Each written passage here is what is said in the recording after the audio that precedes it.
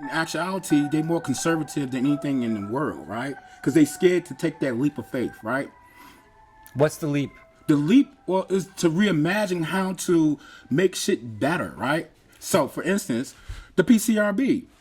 The PCRB, the Police Civilian Review Board, Right. City Council has a opportunity to make folks in the United States look at them as an example of how to make oversight right? But we got so many people who wants to say, oh, I've been in law enforcement for 40 years, so I know what we need, right? But still are going and talking to the people, and I'm gonna name it, Lord Snook, right? Uh-oh. Lord Snook is the one who's like saying, like, using his expertise in a way to really stop something that people been organizing for 4 years, right? So this is the deal.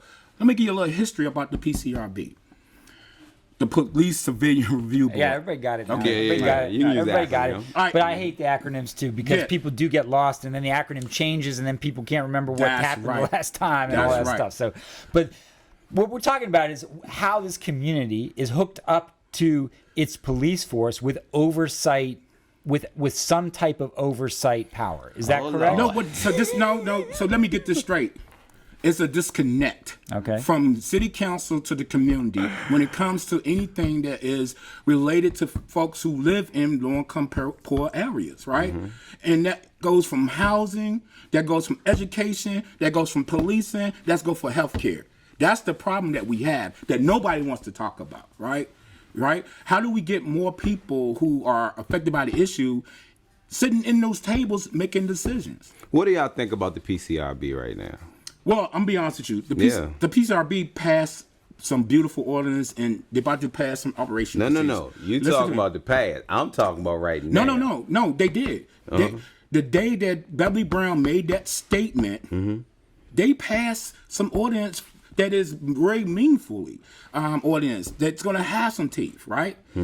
But what happened was the statement that Beverly Brown made overshadowed that, right? So right now, City Council have these ordinance in front of them that is really, like I said, have some teeth, could be redefined what oversight looks like in Charlottesville. But that's what that's what happens in Charlottesville. Something else takes the attraction. So we have people with magic tricks and people who are gonna be like the odds, right? Behind the curtain, doing other stuff, so you can see what's really going on. So what's really going on is City Council got something in front of them that they're going to hear on the 26th to decide if they're going to vote on it. The other stuff is just a lot of noise that's going on. Okay, why don't you fill in the blank? What's happening on the 26th? The 26th, the City Council and the PCRB is having a work session. I think it's the 26th. I know it's in a week or so. They're having a work session about the ordinance that the PCRB put in forth for them. So they get to talk about what they don't want to see, what they should see, and how the ordinance is going to be like good for folks. But just knowing, so the People's Coalition, so folks, I'm going to talk in terms of the People's Coalition because the People's Coalition is the coalition that I help facilitate. The People's Coalition been pushing for oversight for the last 4 years. So they've been organizing for the last 4 years. One thing we understand is, though, it is very hard because we've been doing door knocking to try to talk to folks about over policing when there's such much violence going on, right? And so what I've seen, though, since Chief Brackney got fired, there are more police in the community, right? So I'm in West Haven.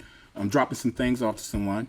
And I was there maybe 30 minutes, and the police came by 4 times, right? So is it back to the old rules? That's right. And so what you have is people who are wanting to curb the violence. And so they're like, oh, we need more police in here, right? Instead of saying, oh, we need violent intervention, we need health care or mental health stuff, instead of the police, right? How can we how can we reimagine not having the police in our community, right? So would you defund the police? So yes, I would, right? And the reason why I would do that, because if you look, and people get so fucking crazy about, oh my God, defund. But if you look at the services that they do, some of the services are not necessary for the police to do, right? But you're not talking about abolish. You're talking about take some of that money and give it to some other people? That's right. Give it to communities, for instance. But you still think we need police to protect people from bad people? That is like really a loaded question, because... It is. Because... How? Because... Well, it's... I mean, it's... Look, let me tell you something. You don't want to live in a place that's the wild, wild west. Like, people not built for that, man. Like, so that whole, I'm upset because you locked up my cousin that's selling drugs out here, that's riding around with bad tags or doing the things that we complain about for the police. You don't want people walking around unlawful with no big brother of any sort. Even if you abolish the police, you don't have the old school here. You and I are older. You don't have the old dudes that's running the neighborhood that said, no, women and children off limits. You don't have that no more. These kids now that built themselves off of the rap music that they heard, that never lived it, are going in a mindset that you don't want these cats running around just doing what they want to do or what they think is tough or a man. You don't want that. I'm not a fan. I have police officers that are friends. I'm not a fan of the police because of the way that they operate. But I'm telling you, you don't want the society walking around in an unlawful, you protect your own self, especially like you said, we just now got to where we voting not too long ago. You know what I'm saying? And not all of us are able to walk around with pistols on our side. So you don't want people walking around in that type. I've been I didn't in ask places. you, asked him. No, but I'm saying Harold kind of answering questions the proper way. All due respect. No. You know what I'm saying? No. That's how I feel, though. Okay. I don't want police in my community. Okay. Right? So, you ever seen the movie Women's of Brewster Place? Uh-huh. Right? They came out with brooms to clean up their neighborhood. Would you want police over in white neighborhoods that like kept you from coming into there? I don't care about that type of thing. What I care about, my people who lives in West Haven, who lives in Greenstone, who lives in Friendship Court, right? White people who live in those neighborhoods are gonna be okay, right? Okay. So I don't really care about those neighborhoods. I really care about how my neighborhood, my people are being treated, right? And I've seen it. I'll tell you, I always tell this story. So you care about your community, not the community? No, the community is the community that I just mentioned. The community is the people who live in low income. Okay, right. That's what I said. Yeah, I'm just making sure I understand. That's my community. Right. That's what I'm saying. And there's nothing wrong with you saying that. That's what I'm saying. I'm just making sure that I'm understanding. You care about your community, not the Charlottesville community as a whole. Because then you have to bring in those other communities that you and I don't spend no time in. Yeah, but those nobody thinks out of their own. Everybody thinks out of their own. I mean, nobody understands the whole community. Yeah, but we're not saying it, and that's what the thing is like. So you're right. You're right. So I don't deal with UVA community, right? Okay. But I remember UVA had so many drugs up there, right? Should I say we need more police up there? No. Longo's not going to do that. He's not going to investigate drugs up there. He's going to investigate what's going on in Charlottesville and Grady Avenue, which is asinine to me, right? Yeah. So that's where we at, right? And what I want to do is protect my community. I'm going to tell you the story. When I was about 19, the police used to come in there and beat our ass and do all kinds of crazy stuff to us. I lived in West Haven. Yeah. The police one day threw me on this cruiser and said, "You keep on, I'm going to kill you." Put the gun to my head, right? I didn't know I could complain about it, right? So I go on years, I'm talking about years and years and years, and realize, damn, I could have sent a complaint about this officer putting a gun to my head saying he's going to kill me, right? So, would anything have happened with that complaint then? Well, it would have been in his jacket, right? Regardless, right? Yeah. It might not be anything that happened for you, but for the people down the road. That's right. See that's right. Yeah. And so that's what we had happen in the early years, right? Folks getting beat, dragged by the police. folks getting pulled over in West Haven, young black men, telling them to strip naked in the cruiser, right? Right? Or police knocking on your door and say, I need DNA because we think you a serial rapist. Yeah. That's what I'm talking about. Yeah. Well, let me ask you this. I'm glad that you said all that, right? And this is speaking from, I'm not from Charlottesville. Yeah. So a lot of things that I learned from Charlottesville have came in the past 5-6 years. Gotcha.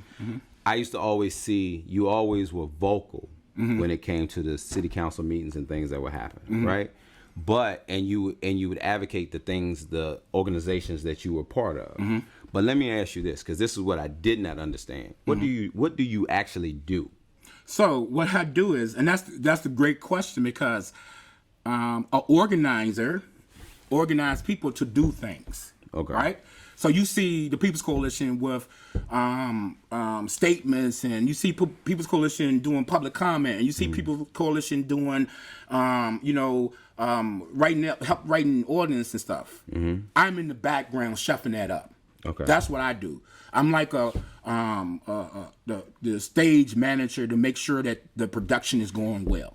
Okay. That's what I do. That's what I've been doing all my life. Okay. And that's about building communications with folks, right? Or building networks with folks, right? Because if I can build something with somebody who can come in and help me move my agenda, then I don't have to do a lot. So I believe in many hands get the job done. Okay. That's what I do. Sometimes people, so it's interesting because we've known each other since I moved to town, basically. So, and tell them how we met each other, because you was an organizer, right? Yeah. And I was interested in figuring out who you are. So I came over to Virginia organizing, and you were sitting in the office. We started trading stories about training and what have you. And you said, "Come on back, and I'll tell you about Charlottesville," right? And we started to talk about some of these issues way back then. I think what is interesting in the past couple of years, a lot of people, when I mention your name, it's like there's this perception you're a hothead. Yeah, that's what I was. Hothead, though, what do that mean, though? I don't know. Well, this is what's interesting to me, because I've never ever thought of you as a hothead. You're an organizer. Yeah. And you're not even supposed to be in front of the mic, although realized at some point in your career sometimes you had to grab the mic. Yeah. So and you've done that increasingly. And a lot of times in public comment, your voice comes across as, hot. But this the thing that people always confuse, because I'll tell you what. Yeah. But I've never seen you that way. That's what's so interesting. So I'm just So this the thing that happens, and I think a lot of white people conflate this of being a hothead, right? I'm passionate, right? And sometimes that passion looks like I'm mad. I remember, I am not going to tell you the names, but I remember two women, white woman, black woman. White woman come to me, it's like, why is she so angry? And I said, she's not angry. She's passionate, right? And it looks like she's angry, but she's passionate about her kids being put in DSS. She's passionate about her brother getting his ass whipped by the police, right? So when people see me, I'm not a hothead. I'm passionate about what I'm talking about. Okay. Yeah. Now let me ask you this question, right? Because the title of the story, the show, is Black Truths, White Truths, right? And Giles and I had talked about this one time before, of the perception of who we are and how people judge you before they start looking at your work. What made you, because you two have called each other friends, what made you trust Giles? So, you know what I'm saying? I have my reason why I trust Giles. But as in with the work we're talking about, if Giles put on a uniform, he looks just like the officers that's doing the work. He put on a suit, he looked just like the young Lloyd Snook. He put, you know what I'm saying? Like, I mean, that's just... No. That's a damn shame. Yeah. No, I'm just Halloween saying. costume. Hello. So, what... Because I'm one of those type of people, and some of my friends that I'm really close to, the activists, but have believed over the course of the 6 years that I've been here, that black people, we can do it all our own. We don't need nobody else, right? I don't believe that. I will publicly say that we cannot, because we do not hold the reins to enough of the wealth that's needed to be able to make change.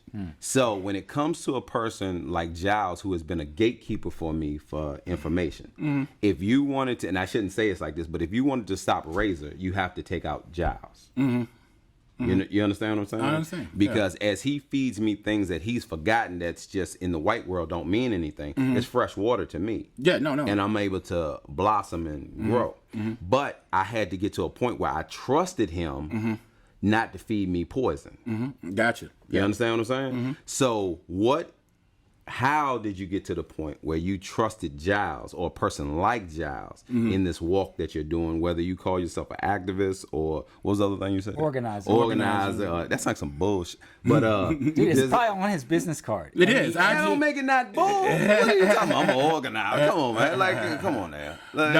Marie Kondo. I was an Yeah. organizer for 5 years, and I had to do that same thing. People were like, "You're what?" Yeah, they didn't understand it. Yeah. And I'd be like, Yeah. this is as hard as I've ever worked, man." Yeah, you know, exactly. I had to like motivate people who had no time to do anything else to stand up for themselves. That's right. And then I have to keep them on the same page. Well, actually, this show is probably harder.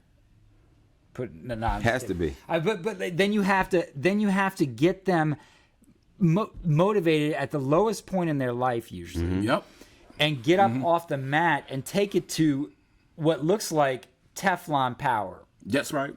And in the end, you almost never win, but you build confidence and expertise and sometimes a track Leadership. record.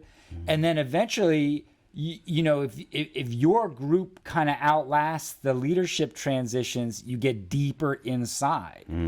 What I've seen from Harold and Virginia Organizing, and from Harold when he switched from Virginia Organizing to LAJC, which has tremendous resources, Legal Aid Justice Center, and focuses them locally in ways that Virginia Organizing, I would argue at that time, had stopped doing, that there's now almost the activist game is inside government.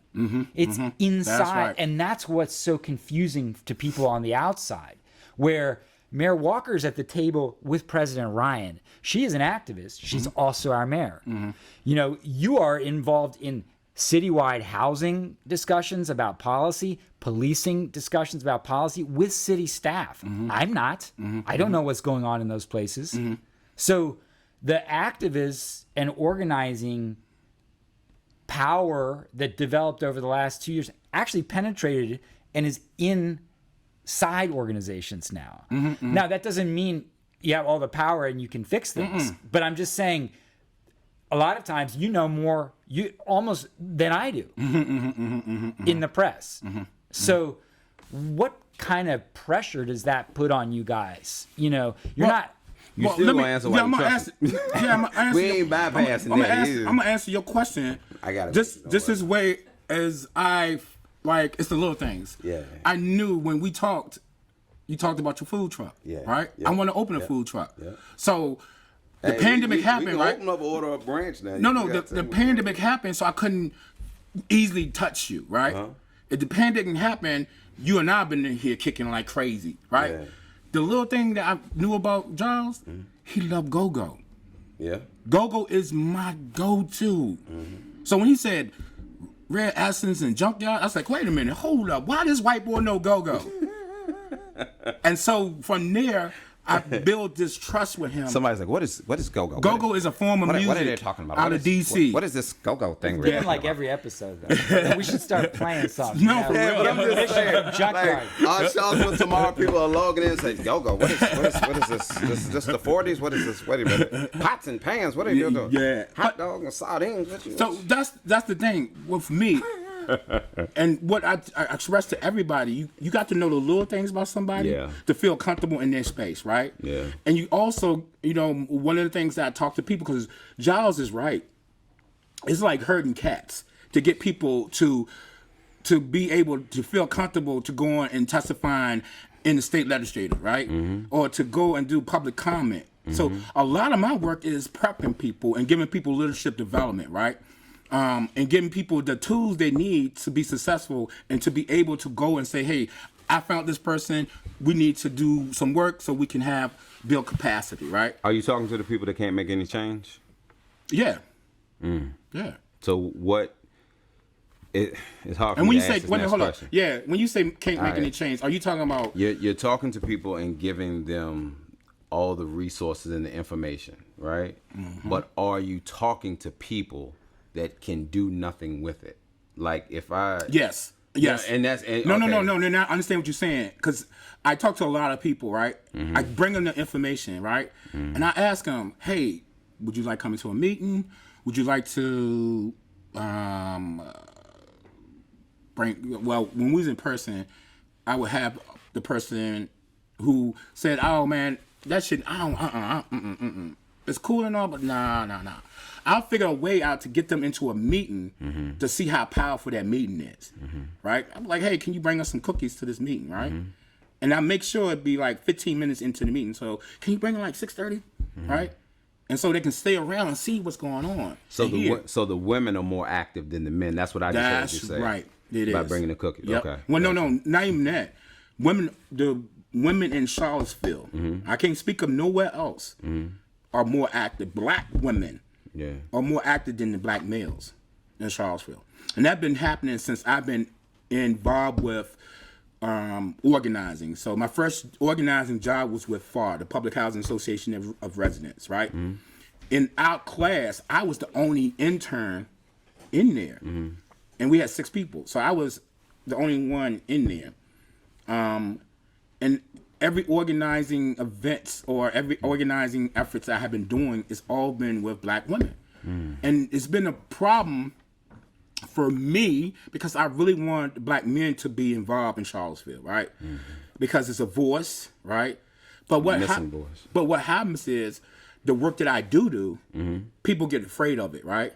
I do a lot of policy work, right? Because policy is where things change. It's not in a march. It's not you going to city council and get a public comment about something that was there, right? Changing policy means you changing ordinance. You changing the ways the laws was, right? And a lot of people don't like that because it's too overcoming for them, right? But it's not. You know, I break it up in chunks. This is why we want this change right here. This is all we're going to be working on, right? This is what we need. We need to do an action. We need to do letters. So it's a check-off list that we work on. For instance, the PCRB. We, the People's Coalition, pushed for the resolution. Got the resolution done. Then we pushed for the ordinance and the operation procedures for the first iteration of the PCRB. City Council watered it down. So instead of us like, oh God, City Council, you so mean, whatever, right? We knew we had an opportunity to go to the state, and we organized people to go to the state to testify. Never testified before at a state legislative meeting and testified. And what happened is we got an amazing bill out of the General Assembly, right? Do you have any white counterparts? Oh, yes. Wait a minute, let me finish the question. Okay. Do you have any white shut up. counterparts that actually go on record for you, or do you have more that are behind the scenes? Oh no, man. Giles going record for me. Jeff Fogel. I mean, I got numbers, but see, just the thing too. I think you was alluding to something, right? I am. But when I organize with black and white for a issue that's black, right? Understand what I'm saying, right? And when I organize, the black folks or the Latino folks are in front, right? I have a saying, if I'm in a meeting, I'm facilitating a meeting, and white folks talking too much, and they will tell you, I would say, hey, shut up. We need to hear from the black and brown folks, right? Let me ask you a question. Hold on, Giles, because I can feel him getting ready to come out. So let me ask you a question. And people, before you boycott me, I hope you understand what I'm getting at here. When we advocate for black and brown, but we haven't fully gotten our own rights in play. A lot of Spanish people are very racist towards black people. When we not talk, a lot of Spanish people do not like black men, right? Once everybody gets their piece of the pie, they separate. We seem to only be connected in struggle. You don't hear about us doing nothing where everybody's thriving at. You don't hear none of that. What is the reason that black people such as yourself have incorporated in the Spanish community when I haven't particularly heard the Spanish community tell black people to come over here and help us facilitate this mission? Because we haven't gotten to a place where we are sustainable. We don't have a common denominator that we can stand on besides struggle.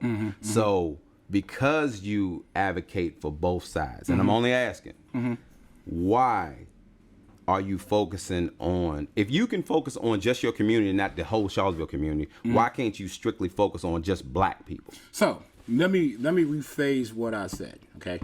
I said in the meeting, I tell folks, I haven't heard from black and brown folks, right? But in that meeting, 95% of the people in the meeting are black folks, Okay. right? The barrier between Latinos and blacks are language, right? The incidents that happen to black and brown folks are the same thing, right? The only thing that's missing, you right, is the financial connection. And I think what it is, and I'm gonna be honest with you, and folks know I say this, black folks, we lost our culture. So we don't have a culture to identify with, right?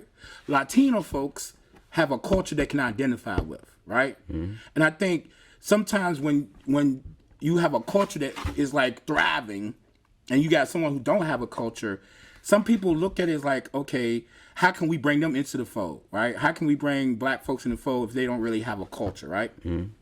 But I totally understand where you're coming from, where a lot of folks who are in the Latino community don't trust black folks, right? They don't trust each other because you got the lighter skinned Hispanic That's right. people That's that right. don't trust the more authentic, But darker this is Spanish the same people. of all people. No, it's not. not white people. No. This is a White people Look, trust this- each other? No, this More is what I'm than- saying. more than- Time because I'm gonna lose my thought here. No, it's not the same because black people have this thing where we always are open arms. Something happened to us, we gotta forgive. Something happened, can we mess with you here? We hardly ever say, okay, we're going to be ourselves and we're going to thrive ourselves without assassination coming into play.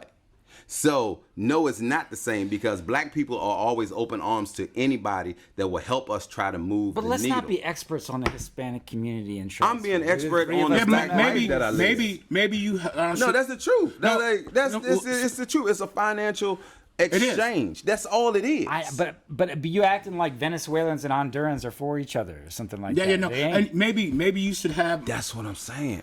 That's exactly what I'm saying. So you don't see them advocating for each other. So I was They just do that. asking, why do black people such as Harold say the black and brown community when they haven't exactly, we haven't, But- not you, yeah. we haven't exactly put ourselves you. at a platform. I understand your question. Where we Yeah. had, But- and those are the I things think we the don't talk question about. still But- works without making generalizations about Yes, what but- we think Generalizations Latinos work. think. Yeah, but That's what they think. in the organizing I do have black and brown guarantee folks you.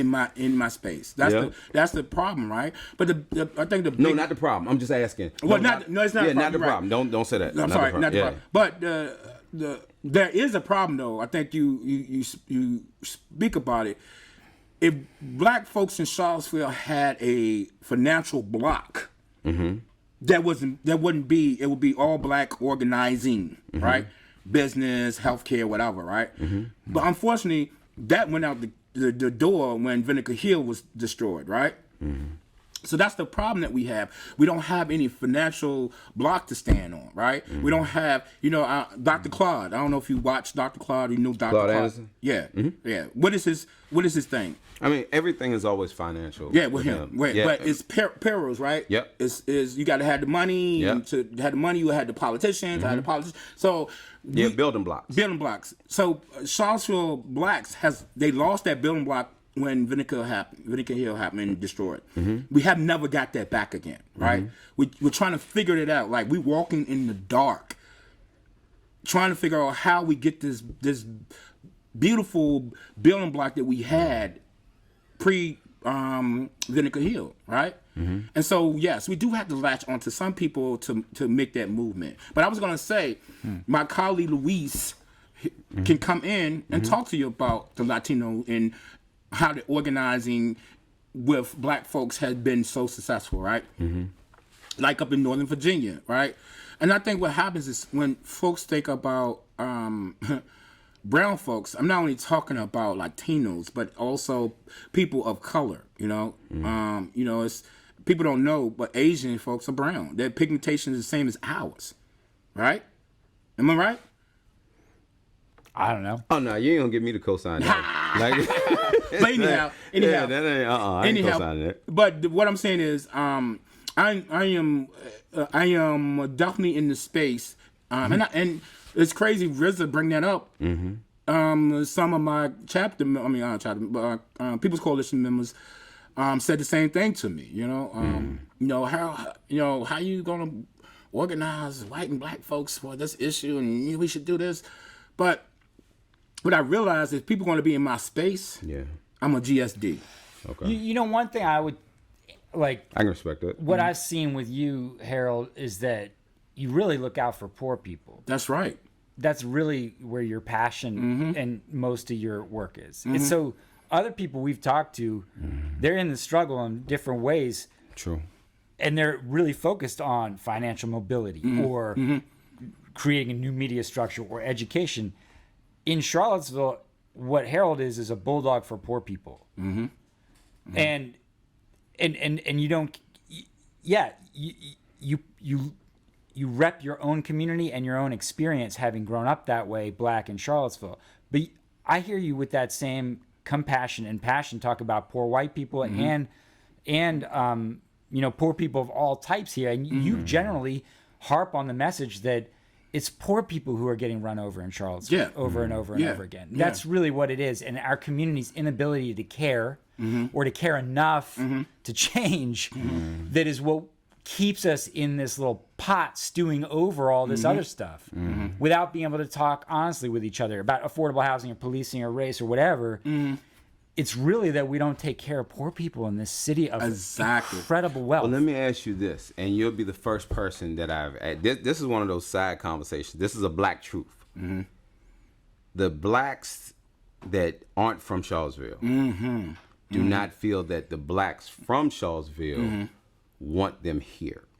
There's a side conversation that goes on the blacks that's not from Charlottesville. That don't feel like they're welcome from the blacks that are naturally from Charlottesville. I have been reached out to myself, me, Sarad, some other people that feel like, okay, you're not from Charlottesville. Why are you out here? You're not on the places that you named, you know? So we need to have Charlottesville people doing Charlottesville work here.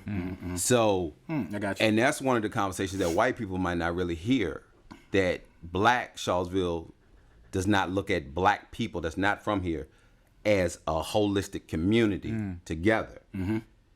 Is that a true statement that you think? That is true. Why is that then? Because if it's to move the needle, why do I have to have been born here? No, it's not even. It's bigger than that. I don't think it's about you being born here. I think people from other places come here and they get hooked up with people who don't deal with poor people. That's the problem, right? That's a true statement. Yep. So when people come here to Charlottesville, the first thing they look for is, they look for the money. That's right. Oh, let me go to this event at UVA, right? That's the first thing they look at, right? Oh, let me build connections with folks at UVA, right? Instead of saying, okay, let me find out where the low-income areas are and let me try to build connections there, because there's some brilliant people there and they just don't have a chance or opportunity to get their ideas out. But what's wrong with planting your seeds in fertile soil? There's nothing wrong with that. I'm not saying that. You can do both and. That's what I'm saying. Okay. That's what I'm saying. Okay. And so often people just do one thing, right? I'm going to believe you can chew gum and walk at the same time, right? I'm with you. So the problem is when it's so funny because I remember sitting at a NWCP founders dinner, right? I'm ear hustling. Ear hustling means I'm listening to other people's conversations, folks. So I'm ear hustling. Ain't trying to get locked up. And I'm sitting at the table and there's some black professors there. I don't say nothing. I don't even talk about where I'm just eating. And one of the black professors said to the other one, when I'm looking for culture, I leave Charlottesville. I go to DC and Richmond, right? And so the biggest thing That's true. The biggest thing I realized at that moment is Charlottesville don't have a black culture, right? To connect people, right? And when they do try to do something, so for instance, like I think they're doing the breakfast thing or something, the brunch thing. It was some black folks from Charlottesville there, but mostly it was a lot of people who wasn't from Charlottesville. Black folks there, right? So, Bob, what you just now said, just because you might not be grabbing out the mud, why does local Charlottesville have such a problem with New Hill? Because New Hill to everybody was crooked, right? And this is the reason why. I'm gonna be honest with you, because this never been discussed. Right. So everything has to be okayed by local black Charlottesville. No. That's not it. Right. So the perception that people get, perception is a big thing, right? Okay. They seen that Wes was on a board that he's not on no more. That's he on city council that he allocated $500,000 for. That's what people see. Okay. They don't see anything else. They just feel like, okay, you're gonna allocate $500,000 to a group that just started, but no money goes to affordable housing, right? That's what. Can I do a black truth, white truth moment here? Yeah. He came in sliding like Eddie Kane. No, because it's interesting what you're saying, and it's so true. But like, let me just paint this picture. Yeah. Mike Signer was the mayor of Charlottesville. He was the chief legal officer for Willow Tree at the same time. He sat on a board of economic development between the city and the county. Yep. And he helped Willow Tree move its headquarters from the city to the county and got a huge amount of state money to redevelop the woolen mills. And the woolen mills is now a, $50 million property. Yes. My taxes went up. That required lots of public money and infrastructure commitments to make it work. And that is benefiting a private company was founded by, Tobias Dengel out of Darden, and created this app business that has grown and is probably the biggest, most fast-growing company in Charlottesville. Now, you're saying Wes got the timing wrong of going off a board and got with other people voted to give that money. I mean, I think only but he's the one who initiated the vote. Sound like the same thing, though. But I'm just interesting. So it's like, and then that's dead in the water and persona non grata. And meanwhile, the white community just generated sort of. This the thing with the white community, though. But what's the difference between her? But the white community is not looking for housing. The white community is not looking for economic development, right? That's the problem. People who What do live you mean in, they're not looking for economic development? A lot of people But either way it goes, housing is the number one thing. You live in Charlottesville. If you don't live in low income or subsidized housing, you can't live in Charlottesville. Right. That's the problem. I'm just saying nobody's saying what he did was wrong. No, I didn't say that. Say that. You asked what is the difference. Yeah. And that's the difference, right? That's the difference. Because it's been such a fight. And I keep going back to Vinegar Hill. Vinegar Hill was traumatic for black people in Charlottesville. Yeah, black folks haven't got over that yet. I agree. And so to see the perception that, okay, now I love Wes. Don't get it wrong. Wes, I call Wes right now. It's like, hey man, I need help with something. Wes will pick up the phone. But to see that Wes was sitting on a board, then got off the board to do this allocation. Black community is different. We see shit and we say shit, right? White community gonna talk about it by themselves. We gonna make it say. So, do you think that anything can be done in Charlottesville without having housing be the first thing that's done? No, because housing is the number one thing. So anybody that sounds, I can tell you, like from the communities I come from, we always believe in bring up whatever we can, wherever the soil is that we can feed, that's what we bring up. You know what I'm saying? But I do understand that if I'm from here and this has been erased from our culture and we're losing the housing that we have and we can't get more, that this is the most important thing that needs to happen first. So I do understand. Now, what I also hear is a roadblock. You know what I'm saying? Because if the powers that be don't give the money for that, I'm gonna give $50 million for this. What you got? No, I don't want to give it to that, but I'm gonna give it to this, right? Because I can benefit off that 10 years from now. You know what I'm saying? How can you fault the black organizer, activist, whatever word y'all using, that can get money for something that moves the needle in the black community just because it's Why not you don't like that organizing or advocates? Is that something? No. Because the reason I'm saying the word is because people will use words to push their agenda, or because I don't really know what the difference of them means, right? Yeah, I told you, organizers, it's a person behind the back. But the same advocate is saying something for somebody. But the same person that can be an activist at 8 o'clock can be an organizer at 12 o'clock. So that's why I'm looking at it coming out the same lips. So neither one is wrong or right to me. Yeah. It's just a matter of, okay, when somebody decides to, with Charlottesville tomorrow, if we decide to write you down as an organizer, the person that reads it is going to call you an organizer because of the perception that you say it. Yeah. So what I'm looking at, if what y'all were talking about is, okay, we need to grow, but we need to grow certain places that it's going to be hard because you got people from the outside trying to take the land and build up other stuff. So do we not take nothing, or do we take what we can get our hands on? So that means that we grabbing for straws. So I guess we take what we can get our hands on. And that's the problem. We shouldn't be in that situation. But we don't have people in place. I know.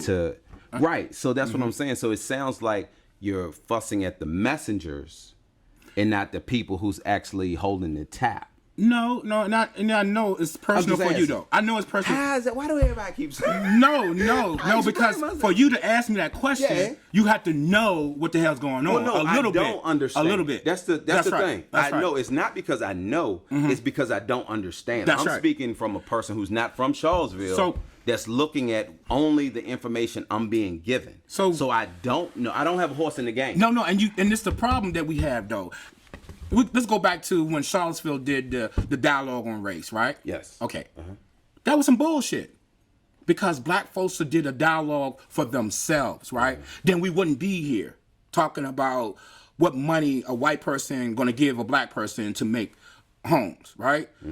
If we had did a dialogue on our race, on black folks, like when they did dialogue on race, we would have had more businesses. We wouldn't be talking about. I agree with you. We wouldn't be talking about this nonsense because we would have had a organizing force that would have been doing GSD, getting shit done. That's the problem we have, right? Yeah. And then you get this misconception about things that's going on because so many people are hurting and been hurting for years here, right? Yeah. And that's the problem. Hurt people hurt people. Where are we right now? You know, because that's what I'm saying. It's like. Mayor Walker went from a city employee who was an activist, became an activist, ran for council, won by the biggest margin anybody's ever won by as an independent, beat the Democratic institution that was here, became the mayor, became a champion for low wealth black Charlottesville first, said that over and over again, supported the black police chief in her efforts to reform the police department, supported the redevelopment of CRHA with investment from Riverbend, which is Corin Capshaw's development company.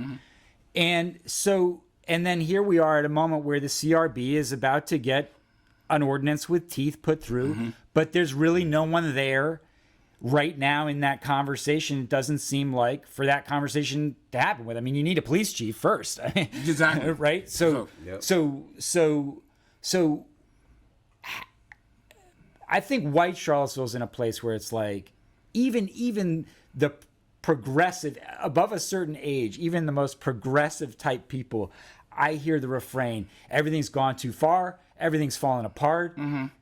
The world is, in shambles, the city is in shambles, it's embarrassing. We don't then I talk to people. They're blaming the mayor for everything. No. Well, that's often an undercurrent. That's all. Okay. But then on the flip side, you see all these things where there's been a lot of real radical progress on behalf of black communities in Charlottesville. Is there a feeling of positivity and of progress and of opportunity in activist Charlottesville No, right now? no. Why? No, because it's always a fight. I mean, you know, even with the PCRB, I'm gonna be honest with you, the People's Coalition is like, okay, we're gonna take our foot off the pedal for a little bit, and let's start organizing around the jail, because the jail about to do the reservation, remodel it, right? Yeah. And we want to make sure that it's classrooms for folks so they can learn a skill and not come back, right? That's right. And so, you know, we've been thinking about how to do the inside-outside game. Somebody was just talking about it. So, folks, I'll talk about the inside-outside game in a second. But so we was like, oh, wow, right? And then Beverly Brown did a statement. And people think that the People's Coalition is mad that he got Chief Brackney fired. That's not what we are mad about, right? If you know the history of the Police Civilian Review Board, the PBA been a thorn in the side of the PCRB. They had the first iteration, Katrina Turner, they sent a letter to City Council, to Joe Patino, asking her to be removed because she made a statement about, I'm on the PCRB, when the police came up and tried to arrest somebody. She said that and then she moved on, right? So the PBA been a thorn in the side of reform. And if you think about it, T. Brackney, she was very abrasive to a lot of folks, right? But she did what she said she was going to come to do. She got rid of officers who's doing bad things, right? Are you in support of the PCRB? Yeah, I am. Wait a minute, man. You talking out both sides of your head No, I'm not. right now. Yes, you are. No. You didn't hear what I said. I said Chief Brackney was very abrasive to everybody. Yeah. But she came in and she did what she said she was going to do. Well, let me ask you this. Are you supportive of the chief of No. what she was doing? Okay. No. Hold on, wait a minute. No. I was supportive of her firing folks. Okay. So you got to know. Right. There's a little history between the police and the talking about when you said Bellamy Brown got her fired, right? No, he said he did. Yeah, well, he's saying that he didn't now. Like, yeah, I know. With that whole thing, and you know, Bellamy is a friend of mine. So, I mean, we got to talk about things honestly. Yeah. So I'm listening to what you're saying, right? So I don't know if you realize it or not. You kind of merged both things. So if you're in support of what she did because she was brought here to do a certain thing, and then I'm asking you, are you support of the PCRB as it stands right now? Those two things. No. You say, I'm asking. You say, I'm re-saying. No. You say, yeah, okay, Yeah, that's good because you re-saying asked me as I'm in support of the PCRB. Yeah, I'm re-saying it. I'm in support of the PCRB. I'm not as much in support of the PCRB in the past month. Yeah. Because of the way things have transpired. Exactly. Yeah. Now, I do recall, and I hate to say this because I hate to do this to any black man, I do recall a time where things were getting posted that was like, okay, this is a narcissist, this is everything was going back and forth between people in the PCRB to the mayor, right? And people were taking credit for certain things. People get fired, people say it is done, when it's coming, all kinds of stuff. Yeah. I'd have shot somebody that hurt, tell me what it, all that type of stuff, right? Now, at this junction in time, he brought in Lloyd in the beginning, so it was open from that point. At this point, I feel that it's such turmoil that nobody wants to grab the bull by the horns and say, I did what I said I did because it ain't popular right now. It wasn't as much support as people would like to have thought. And I personally feel like a person is going to lose their credibility and status in what they tried to build in the city, trying to cover for other folks that may have put them up to do some BS. That's my personal feeling from a person outside of Charlottesville that's looking at what's going on.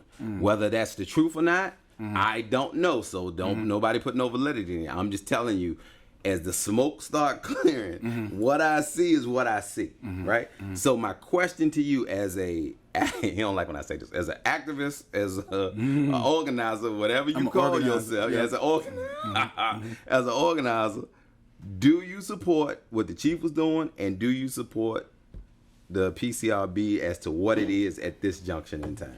So I had to be careful because the PCRB, I said in the beginning, did some amazing. You got hear me? They passed some hard ass ordinance that will be meaningful, right? Okay. But in the same breath, Beverly Brown, when they passed it, made that statement. Okay. So I can't really. I'm in. But his statement shouldn't be a reflection on the whole PCRB. No, it's not. Is what you're saying. Yeah, okay, got that's you. what I'm saying. Okay. But- Nobody's saying that for him either. No. So I'm trying to play. Yeah, no. both sides. Like I said, some things I believe, some things I'm speaking for the people that can't be here to speak. That's right. And So he is being judged, whether it go to him, Mr. Menendez. yeah, all of them. Dee Dee Gilmore, Watson, Nancy Carpenter. you know what I'm saying? Yeah, all of them. So it's gotten to a point where they want to know if city council looks upon this as a negative or a positive. If they look upon what has been done as a negative, positive, and then you have to go to the people like yourself that say, okay, that have to say, okay, Bellamy, right on, Bellamy, you was out of pocket. You know what I'm saying? So you organizing activism is the exact same thing to me, depending on what hat you want to put on. And I'm just asking from my understanding, that's which your may be opinion. totally wrong. Yeah. And I'm just asking, like, okay, where do you stand? Because you have a voice no different than me.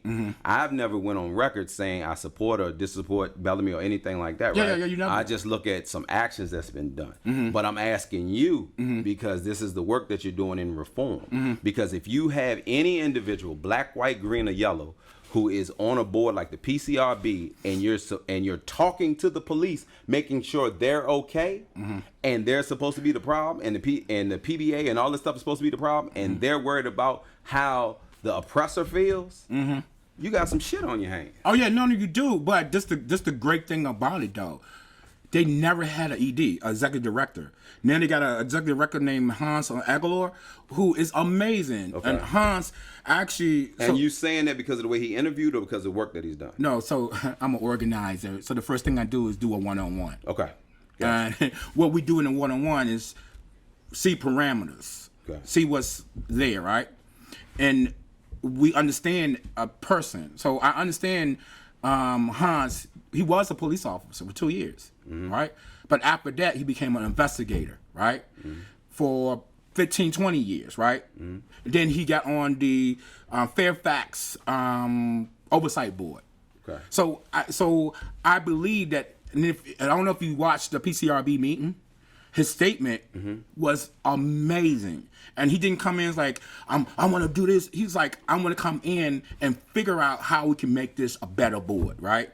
I want to come in and train you all. I want to come in to make sure that we're doing the right thing. Will you give it? So you're willing to give him that kind of grace? Yeah, and two, I'm giving him a tour of Charlottesville. Okay. And I'm not giving a tour of UVA. I'm giving a tour of all the hoods that is going to come, probably those complaints come from. And will you do that for the black Charlottesville that's not from here to come in? Like the new no. Hill type thing? So one of the things I do the most when for instance, when I was at Virginia Organizing, when I was at LJC, new people come in, I take them on a tour of Charlottesville. Okay. And the first place I go past Main Street, right? And I say to folks, you see that tile right there? You know the radio tile? Yeah, the radio tile. Underneath is the low-income community, right? The low-income community, before they put the low-income community there, it was equal to Main Street. They decided to build it 16 feet underground so UVA white parents won't see poor black people. And so it's mind-boggling. When I do my tour, that's the last place I land, is West Haven. And we walk in West Haven, I take them where that building is it the Standards? Which one is that? The hotel? On Main Street. Which one is? Oh yeah, I know Is what that you're the talking hotel? about. No, the apartment complex. the big block across, right above West Haven. West Haven. Yeah. Okay. I take them there and tell them a story about Flats. The Flats. I tell them a story about a young lady who I was visiting, doing door knocking and having a conversation, doing one-on-one with, or just kicking it. Said to me, "You see that? I got to move because they're gonna kick us out of here." So that's why I got to keep doing what I do, because a lot of my people who live in Charlottesville have the perception that they're not wanted in Charlottesville. And so when black folks come to Charlottesville, they feel like they wanted in Charlottesville, right? That's the big difference we have. That's true. That's true. That's very true. I never understood why black people don't feel. If you felt that Vinegar Hill was taken from you, why you don't feel comfortable walking down the downtown mall? Because regardless of the buildings that's built up, the soil and ground that you're walking on should be. They go back to history. They go back to history. Black folks, when Vinegar Hill was teared down, they didn't. No one wanted them down there. So. But I'm not talking about the ones that have passed on. I'm talking about if you feel. Listen to me. I'm sorry. I don't want to cut you off. No. I want you to speak your piece. So you think about it. You say, yeah, you're not talking about the ones who passed on, right? Yeah. So the ones who passed on gave their kids inclination that you don't go downtown for nothing. Yeah. Because they got rid of us. That's true. Then their kids tell their kids don't go downtown because it's taboo, right? So it's been indoctrinated into That's the thought. right. It's conditioned. Gotcha. Yeah. We gotta wrap the show up. Oh, damn. I mean, we don't. I mean, it's up to you. It's up to you. If you don't. got time, we can keep going. What time is it? 1:15. We've been going an hour. I mean, I got a one-on-one at 1:30 at Washington Park. You got to do some organizing. Always. That's what I do. The best. Hey, look, now let me say this part right here. I'm in support of you. You know what I'm saying? Much. But I have the duty to do what you do and speak for the people that's not here. Yeah, no, you got to. And Marshall wanted me to tell this one story. Like this weekend when I had the food truck up there at Monticello, I had to go up there. I didn't care if I made 5 cents because I wanted to be one of the blacks that sold and not served. That's right. With their business there. You know what I'm saying? So at the end of the night, when everybody left, the lights show, all the workers except for the security officers, I sat out there and I swear I could feel the spirits and the souls of the people that were left there looking at me. And when you see people, West used to wear shirts that like, I am my ancestors' dreams and stuff like that. That was what I felt. You know what I'm saying? And that's an amazing feeling. Yeah, and nothing can ever take that away from me. You know, I didn't have a tent up, not knocking other food businesses that don't have what I have, but I didn't have a tent and I was serving out of a thing, even though you charge your money. Yeah. You were walking up to my 30-foot trailer that me and my wife built that you ordered food. I was prepping your food to what you order, serving you. You were paying me services to go. You know what I'm saying? And people were working for me. That is not something that they could have imagined that would have happened. No. So I took that exactly. and I took the time to breathe that in. Well, this the thing I want to say too, this might be an opportunity. I'm gonna drop the seed that you and I can organize a Black Town Hall in Charlottesville. I love that. So we can talk about why new black folks don't feel comfortable with coming into Charlottesville, or why black folks are here in Charlottesville don't feel comfortable with new black folks coming here. Because we never had a conversation in Charlottesville about blackness at all. My only requirement is that we add all of the black media outlets, like Vinegar Hill, in my humble opinion, that's the first thing that we're going to 101 Jams, like have all of them, Charlottesville tomorrow, because they're part of the SIM, the Charlottesville Inclusive Media. We have all of those, so we reach out to everybody, and then those that don't respond or don't want to be part of it. So that way we don't have no apologies to make. That's right. Exactly. So and I only say that because, like you said, y'all come here, but y'all don't ask what needs to be done. That's right. So I'm saying we reach out to everybody, then who don't respond, it's done at that point. So I will do it as long as we make those So the criteria. summer of 2023. No, that's too far away. Good God. What year is this? Man, I don't know. Look, have you seen the way I live? I ride motorcycles 180 miles an hour. I'm an electrician. I deal with propane gas. I don't know that I'm going to be here then. Well, the summer of 2022. Okay. Let's try to organize something for a Black Town Hall, man. Because by the time everything will be open, we can figure out the black businesses that can be there, but have a real dialogue with black folks who live in these areas that that you talk about, or the black folks who coming to this area, so we can have a real meaningful dialogue. I would love for a professor that normally don't deal with the Black Charlottesville to come in and find out the little things that connect us, right? The Equity Center might help organize that. That's Ben, right. Ben Allen over Ben, there. Ben is my man. Might want to come be involved in it. We might be able to get UVA to pay for it. No. Yes. And see, this is the thing. I want to do it in a place where whatever we call the worst atrocities was done. I don't want to do it as much as I love the Jefferson School. No, I don't want to do it there. I want to do it in a place that we were not welcome to be. That's right. You know what I'm saying? I want us to come McIntyre Park. dressed nice, shorts with holes in them. Yeah, exactly. You know what I'm saying? However you can get there. You know what I'm saying? That's how I want it to be. And it can be an annual thing, right? Something that we can kick off, because I really, I mean, for me, just knocking at somebody door in West Haven, smelling the food, like, why you got a food truck? Yeah. I don't know how to do it, right? Well, see, and that's what I'm trying to develop a business with, show people. But I know you got to close the show. No. I was going to say this. I just wanted to say. You see Marsha over there? Thank you, thank you both of you for bringing it, and bringing it with each other. That's my man. You know what I'm saying? But yeah. you got to testify. You know what I'm saying? If it's trust but verify. Yeah. Anybody that comes in the range of a razor got to see if you can stand the cut. But I got to be able to stand them too. But the other thing I wanted to say is, like, we're at this moment in Charlottesville where everybody's talking about how the city's, gone to hell and we can't put anything back together again, and we've not made any progress. And I think that's a narrative that we have to keep challenging, both by saying lots of things are happening that are good, but it doesn't mean that it's good for everybody who's involved. Yeah. And that's good. And also that it's easy in these moments to not like what this person did or what that person did, or to not like them. But Harold started out talking about passion, right? And people are bringing their passion on the white side and the black side of these conversations. They are bringing their passion. We still don't really know how to solve some of these problems. Yeah. These are big problems. Yeah. And we have to be more together to get closer. But at the same time, there are these things like the CRB, which we could turn into the worst story. And talk about what Bellamy said, or what Jerry said, or what Nancy said, or what Katrina said. You could say all that, but come back to the fact that this thing that never existed went through one iteration, then another, got an ordinance, got state backing, and is coming back to council. That's right. And for the first time, a city of our size, the citizens will have a chance to review police policies and police disciplinary records. That's why Charlottesville tomorrow is so important in those conversations. That's right. Because of the connection that y'all have with the black community now. Forget what anybody else is crying about.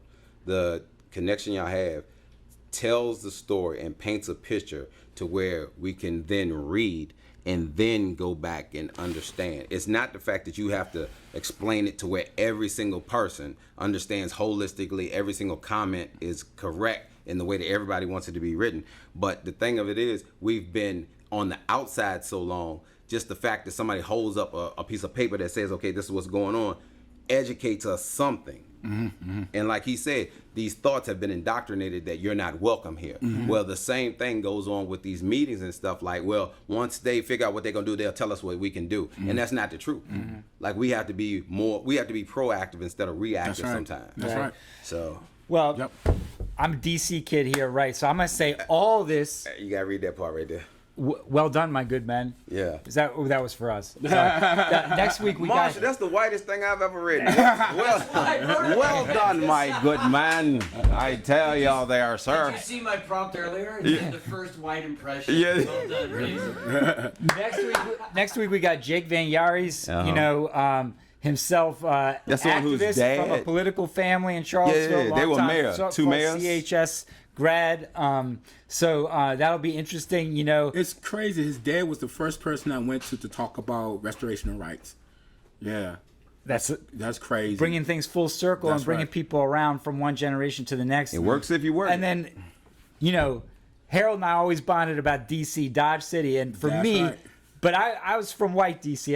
I got to dip my toes in black DC, and I got to soak in the media environment. That's like what white people do in Charlottesville. They go eat and get 2,000 at Mills. Yeah. They wanted the black experience. No, but I'll tell you what, white the DC. comfort of the train station. Yeah, I love Mills though. By the way, that's my man. What white DC and black DC have in common is all politics. All politics. Yeah. And chicken with mumbo sauce. You want to talk about organizing or activism, or we didn't even use the P word today. We say government, but politics, man. This is a political time. It is, and all right. of these things are political things, and politics got a bad rap. It's about taboo now. It's about how regular people change their own government. That's all politics is, Yeah. you know, and it's changing.